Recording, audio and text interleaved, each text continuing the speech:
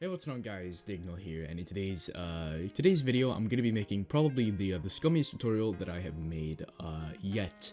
I'm going to be showing you how to recreate pretty much any effect, or how to make it a lot easier for you anyway to actually recreate that effect. I'm gonna be showing you my method that I use for my tutorials, and I know that a lot of you might think that this is, you know, a dick move, and I agree, but I don't care.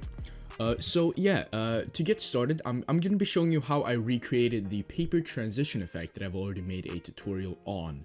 Otherwise, I'll be leaking my future tutorials, and I cannot have that. So here we go. I'm gonna drag this in. This is pretty much a download off of YouTube. You just, you know how to download the video off YouTube. Come on. You just do that, and then you import it right here. Now let me find the paper transition clip. It is right here. And to start off, I'm just gonna split the clip on the impact right here, because it's way easier to actually sync it up with what you're gonna be creating. So to split it on the impact that you want to recreate, and here we have the paper transition. It keeps going, and right here it goes into the new clip, and we just split it somewhere right there. And what I'm gonna do next is I'm going to make markers for every single important event in this transition. So to start off, we have initial impact right there, just like that. And right here we have the last. This is where the velocity reaches 0. City 0%, and let's see where it starts slowing down. So if we start playing this back, it's gonna be roughly like 3 frames before. So let's go here and velocity 100%, just like that. And obviously right here we do start of fade. It's gonna be roughly right here, start of fade, and we just keep going until the fade is fully in, which is going to be right here. End of fade. And we now want to focus on the paper transition, which is going to be right here. So let's go 1 frame forward, start of paper, and we just go forward until the paper is fully in. It is going to be there, and we go end of paper. And we can also make keyframes for the paper that is on the edge right here. And that is going to be start of edge right there, and we're gonna go to end of edge, which is going to be right there. End of edge. And now we can start focusing on the zoom, which is going to be roughly where the paper starts. So let's do start of paper and zoom, and then we go to where the zoom ends, which is going to be right here. This is where the cinematic or paper transition ends, or zoom in ends. Cinematic or first cinematic, and we just keep going, and right here paper cinematic 1, paper trans end, and we just keep going. And right here on this frame is where the zoom in complete beat shake right there. And now with these keyframes in place, we can actually start to recreate the entire, transition with relative ease. So I'm gonna be showing you just sort of how I would go about this normally, and then I'm gonna be showing you how to recreate a like a shake preset or something like that, because that's probably what most of you are here for. So as you can see, if you want to recreate something like this, you just start off by dragging in the clip. Of course, you'd want to sync this over, or you just want to drag it on your project file. Just add some tracks on the top, drag the opacity down to probably like 50%. Make sure to sync it up. That's why I split it on the initial impact right here at the very start, so it'll be a lot easier for you to actually get the timings right. And then you're just gonna want to fade it in, add the markers, and just follow these steps. Now I'm going to be showing you how to actually recreate a full preset. So let me go ahead and just select new right there.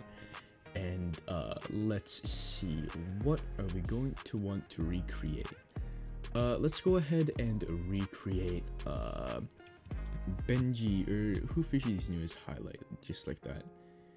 And let's see right there. Let's go ahead and split it right there, because that is where the impact starts. We obviously go 1 frame forward, split it, delete the first frame, and let's go to where the fade in is complete, which is going to be right there. And then we split it there, and we can drag this to the start.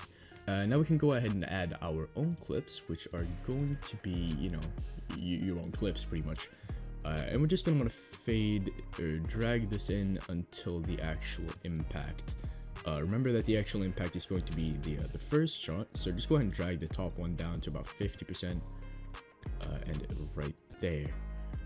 Now we're just going to want to play this back, so we have the down, this is where the furthest down, or on the shake, furthest down, and we just keep going,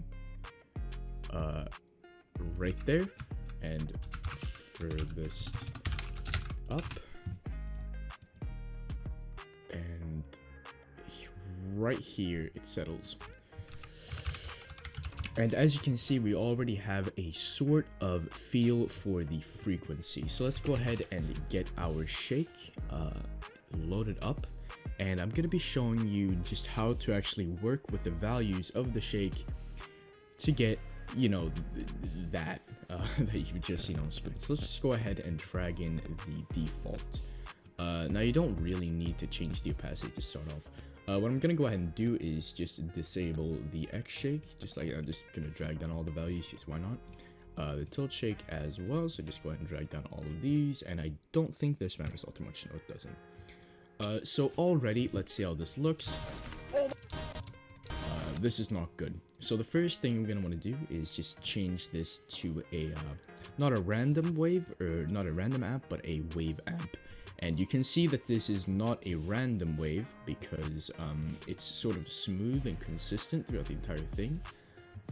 So let's go ahead and just replace that value with this value, and let's make this a 1. And we go and drag down both of these, that's very important. And let's go ahead and see what this looks like right now. That is obviously way too frequent, so let's go ahead and set that to maybe 0.5, and let's see what we have. That is also extremely frequent. Let's drag this down to maybe 4. It's looking better. However, it is significantly slower. So let's go and drag this down to 2, and the amplitude maybe 0.3, and let's see how this looks. Looking better, definitely. So let's go ahead and go to the start clip. It goes sort of up, down, and it is very obviously a slow fade. But that is something we can deal with later, because right now we need to focus on the actual values. Obviously the phase is something we're gonna have to focus on early. It starts at the very top, so let's go ahead and change that. Let's go ahead and change the phase so that it starts at the very top. We have to change our amplitude roughly as well. You can see sort of based on the map that it is quite a big amplitude, possibly like that even. I actually wouldn't say it's that much. I would say it's significantly less, but you never know. Just like that. And if we go ahead and just keyframe that and set it to 0 on the end, and we set this to probably a fast fade actually, and we go ahead and preview this, we can see how it works. That is way too infrequent. So let's go ahead and turn this up to 3, and we can try again. My fault.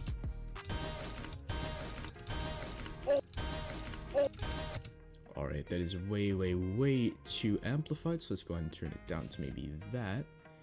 And we can also see that in the first clip, he has some Z distance to his